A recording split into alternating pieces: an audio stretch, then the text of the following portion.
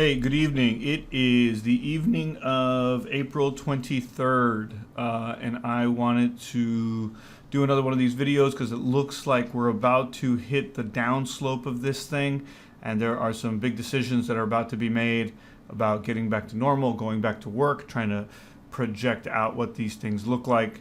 But before I get started on that, and you can see that the deaths per day here on the chart are already being predicted.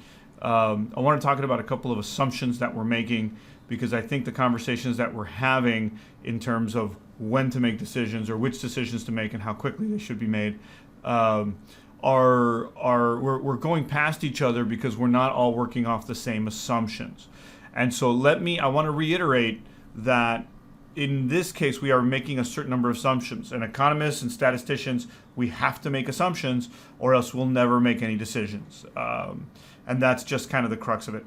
And so in this case, what we have done, going back to the very first video from, I guess 3 weeks ago now, is that we went out and looked at a normal distribution and said, hey, this kind of looks like it would work like a normal distribution. And when we looked at the Spanish flu stuff from 1918, it kind of looked like it was kind of like a normal distribution.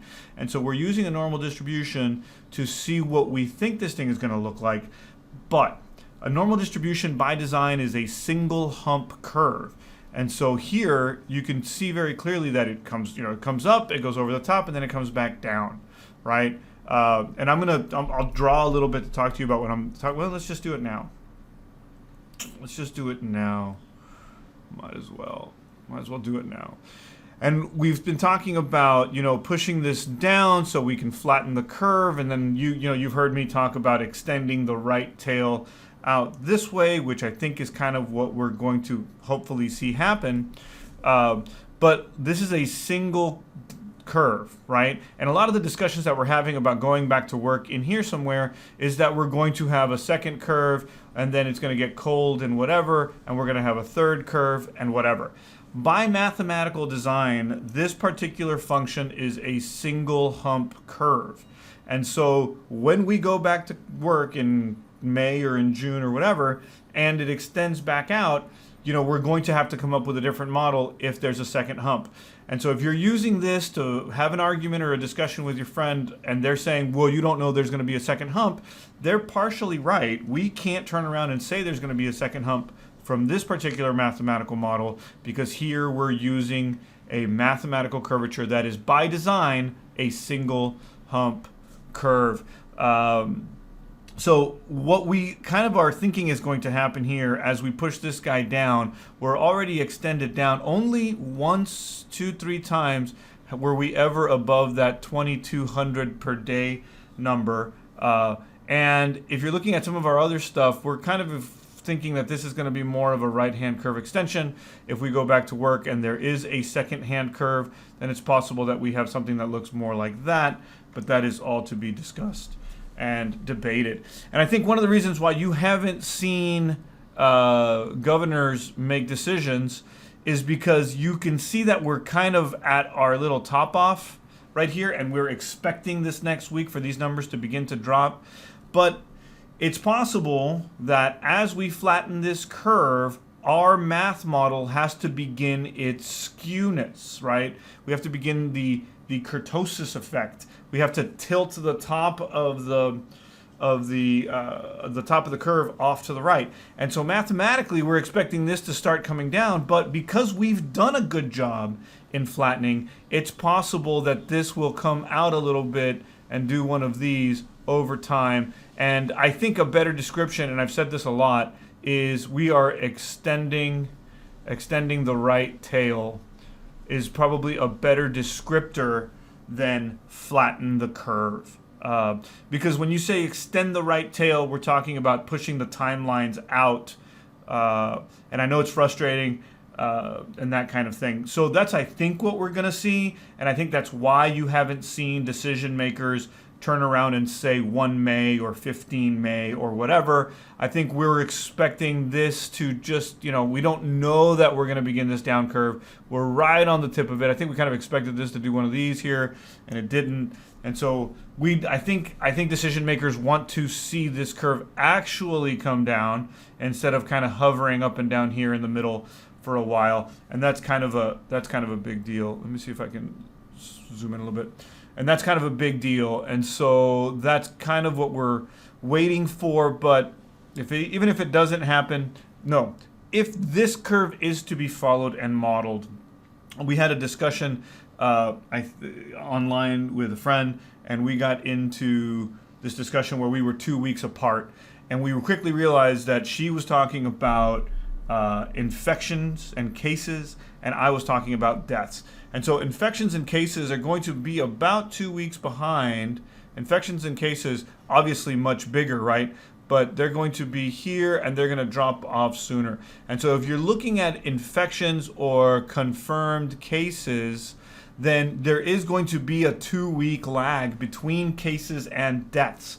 And so if you are having a discussion about the manner in which, hey, look, we had this and it was 3 weeks ago, make sure you're not looking at deaths. Make sure that you are looking at cases so that when you're talking to your friends and making this decision, you understand that there's a 2-week gap kind of between the time that people get sick and confirmed, or a 1 week or 2 week gap, and the time that we peak out with deaths. And again, I am not a fan of looking at cases because I don't think cases are an appropriate descriptor of how this thing is behaving. We just don't know where they are, and so on. And so what would I be thinking? I am still thinking that 1 May, if there is a downslope, 1 May is probably a good date to kind of get back to normal. We've had an in-house discussion at my office. We are going to go back, depending on what the governor says or not, we are probably going to go back to work on 15 May. And then we can go to Johnny Arguelles' birthday party, which would be nice. We're probably going to start socializing small groups in here somewhere. Probably going to stay away from my dad still for a while because he's vulnerable population. But, probably start going out on a more regular basis. I'm still thinking 1 May, but before we make that decision, we've got to see what happens between today and 1 May. And I think the governor has a problem, or the governors have the problem that we haven't yet. We believe we've seen the downturn from the top. We believe we've seen a peak, but we haven't seen a full downslope. And we want to also, as leaders, turn around and say, here's your lead-in time. You don't want to stand up in the state and be like, okay, tomorrow we're all back to normal. You want to turn around and say, a week from today, 2 weeks from today, then we can get back to normal. People need lead-in time to create inventory, put contracts in place. Truckers need to get on the road. I mean, there's all sorts of other infrastructure that has to get put in place. The big infrastructure of America takes a little time to get going. I think we're going to come back hard, but whatever. And so I think one of the reasons we haven't had a formal date is because you want this 2-week lead-in, and that 1 May date is getting real close, and we haven't seen the downturn. So I would fully expect them to push that date back, maybe in here somewhere to May something else. But if the curve holds, then the 1 May date is probably okay.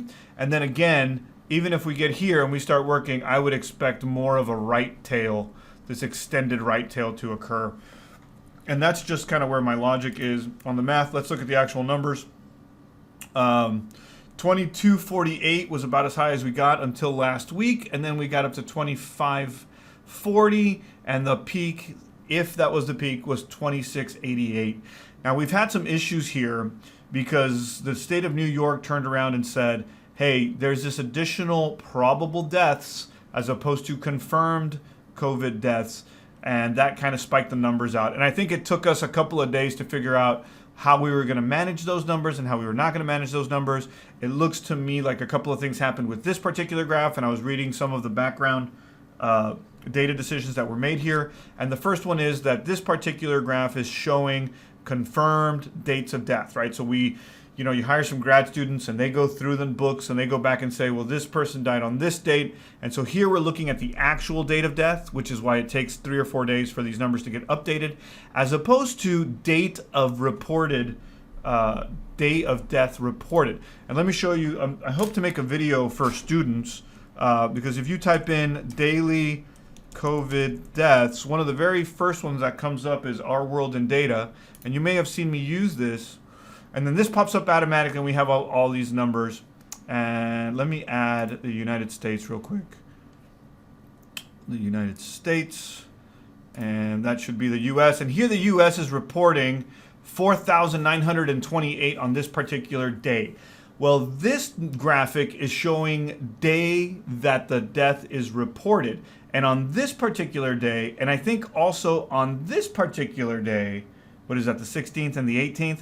We had some issues with those dates, because those are the dates that New York stood up and said, hey, here's an additional 2,600 people that we think are probable COVID deaths. And now we've got a separation between probable deaths as opposed to confirmed deaths. And also we have a difference between the day that the individuals have actually died and the day that that death is reported.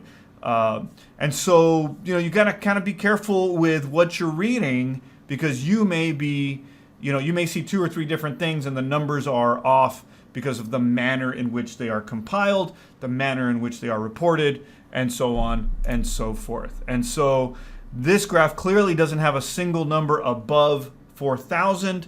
I think these guys are doing their homework. I think they're going back and looking for the confirmed days that the individuals have died. And even if they are including probable, and I don't think that they are, that gets spread out into back data. And we as statisticians, we're trying to be really careful not to get political, and we're trying to be careful not to be alarmist. And I really like this because it shows kind of a smoother movement, where some of these other by day reported numbers show a lot more volatility, because some of those are as yet unproven or unverified, more complicated, less sophisticated methodologies. Okay? So yeah, across the United States, I think May 1 is still a day you can aim for, but I certainly understand that leadership needs time to make those projections.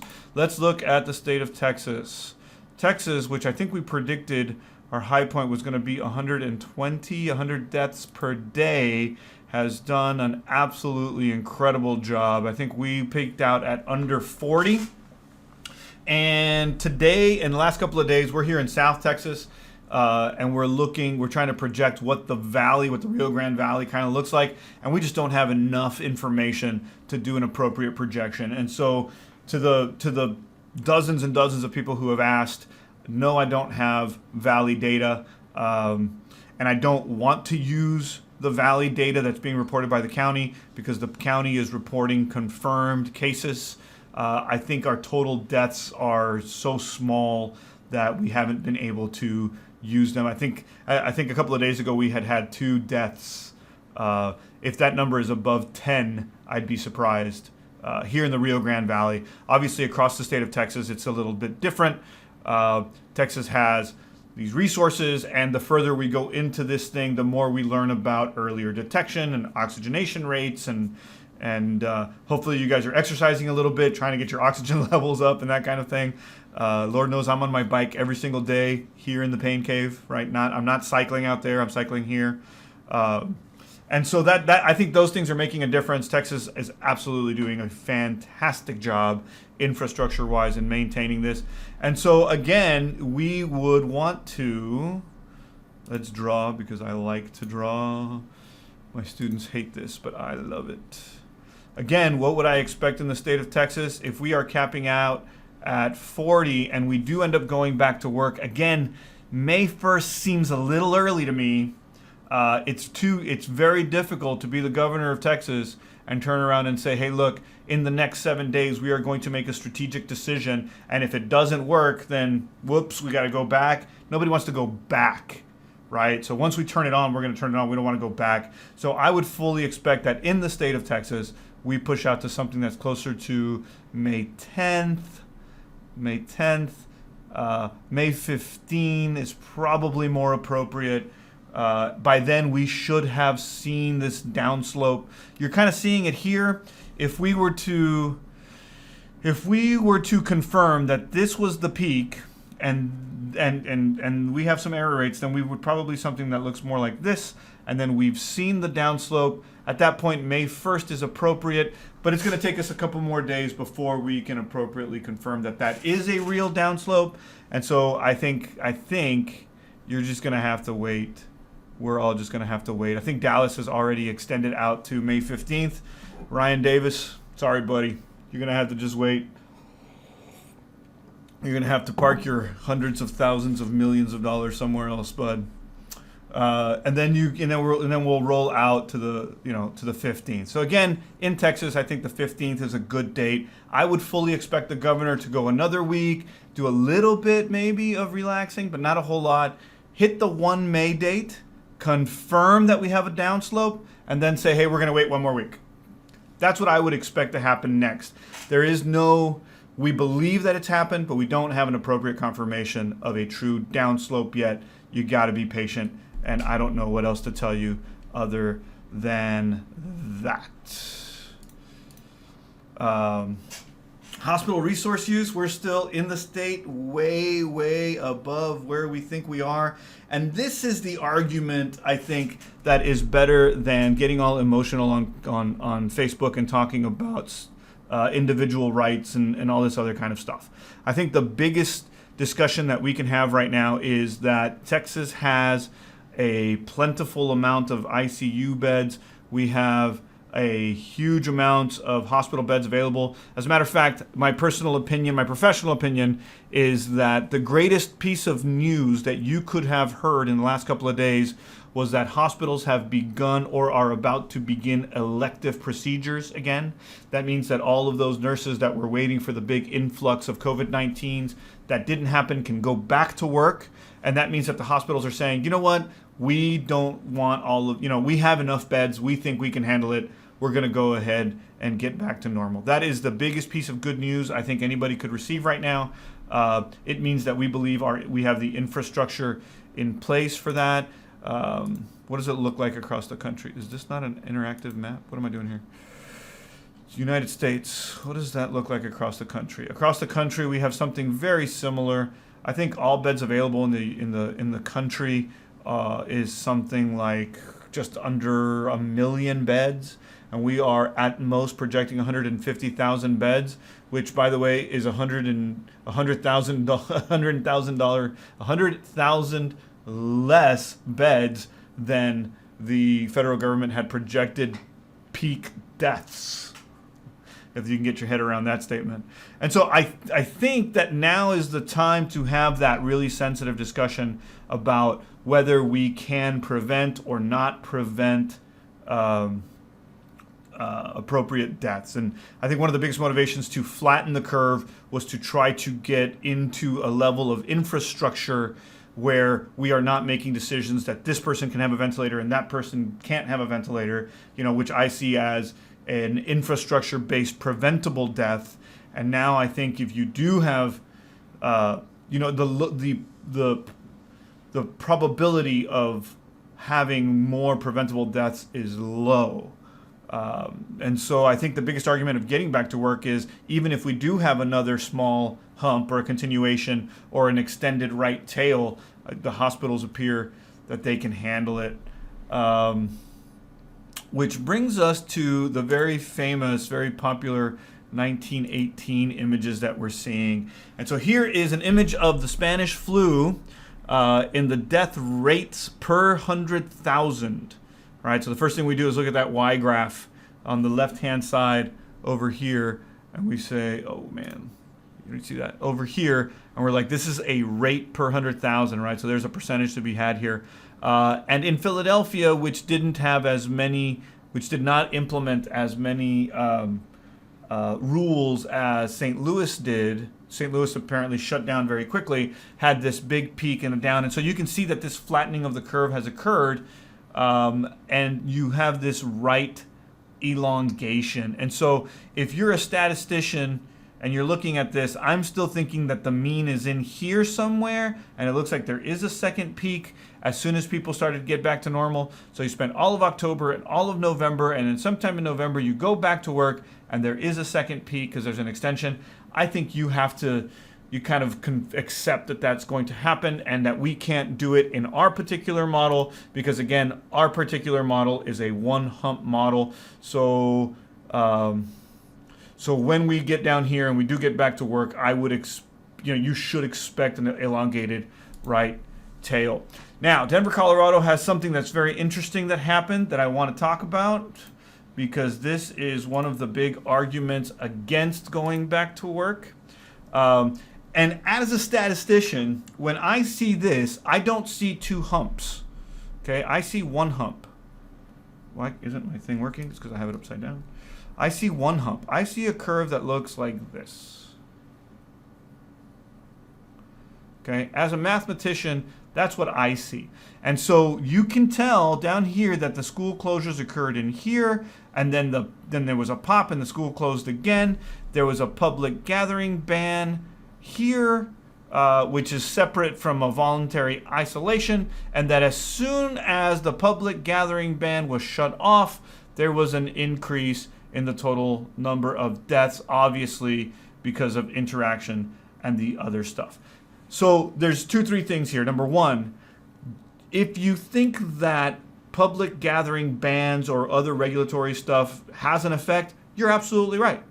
But by the same token, there are a certain number of, and I'm not a medical doctor, I'm not a virologist, there's a certain amount of spread that's going to occur and a certain amount of deaths that are going to occur that are not preventable. Which is not to say you shouldn't wash your hands, just not to say you should limit other things. But as a time series guy, I don't see a down and an up and a down, right? I see one big distribution that looks like this, which was effectively modulated, by government regulation. But at some point, you got to go back to work. People have to feed their families, and that's kind of the debate we find ourselves in right now.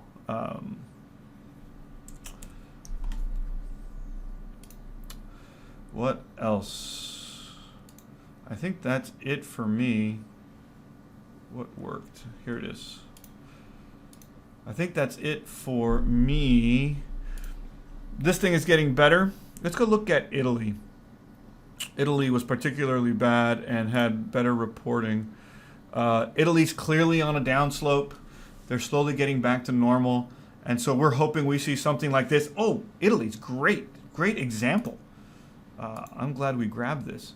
Italy has this extended right curve, right? So a normal distribution is going to come up and it's going to come down and it's going to get back to normal. But you can see here this extended right tail, which means it's going to be a little longer than we predict. We are going to come down slowly over time. Again, yeah, I wouldn't be in a hurry to get back to work. I wouldn't be surprised if we have a short extension, a short but an extended set of policies that don't get us back to normal. Italy's a great example. Somebody asked me about Sweden today.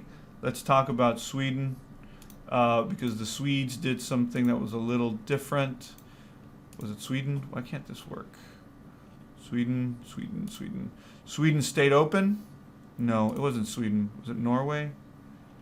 Oh, man.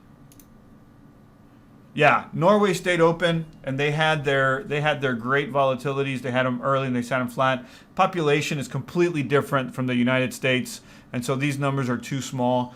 I think all the Nordic countries were doing. Who am I missing? Norway, Sweden, and man, why am I blanking out on this? Finland. What did Finland do? Same thing, Finland. This is probably a reporting issue more than anything else. They're probably playing catch up. So the Swedish countries have done some different stuff in terms of not limiting their interaction, but their total population numbers are completely different than ours. And so I don't think that that's an appropriate comparison, whether or not you agree with it. As always, I am available. If you can find me, you're welcome to send me questions. And I hope this helps in some way. And hopefully my political opinions aren't, coming across too strongly. And good luck. We're getting closer. We're getting closer. See you in a couple weeks.